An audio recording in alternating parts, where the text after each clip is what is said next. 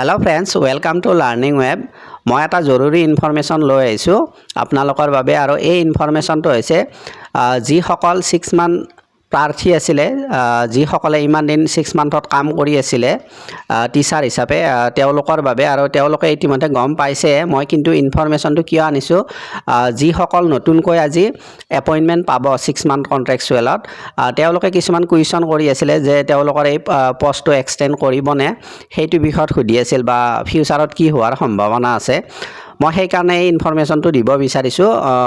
এই ইনফৰমেশ্যনটো চালে আপোনালোকে গম পাব এইটো নতুন আৰু পুৰণা দুইটাৰে বাবে হ'ব ইনফৰমেশ্যনটো, আপোনালোকে মিছ নকৰিব। ইয়াতে ছাবজেক্টটো চাই ল'ব, information regarding appointment of 6 month TET contractual teacher under BTC।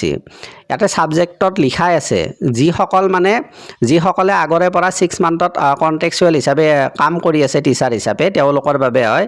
ইয়াত কি লিখিছে এইটো চাই লওঁ, আপোনালোকে ভিডিঅ'টো স্কিপ নকৰিব, কাৰণ মই কৈছোঁ ইয়াত ৰিলেটেড আৰু কিছুমান বস্তু আছে, বিষয় আছে আপোনালোকে জানিব লাগে।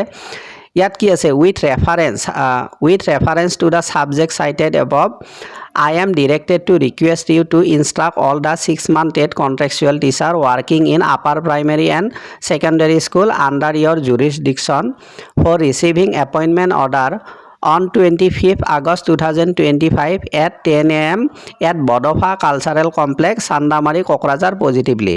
ইয়াত কি কৈছে, যিসকলে 6 মান্থত অলৰেডি কাম কৰি আছিলে কণ্ট্ৰেকচুৱেল হিচাপে, তেওঁলোকৰ বাবে হয়তো হয় এইটো।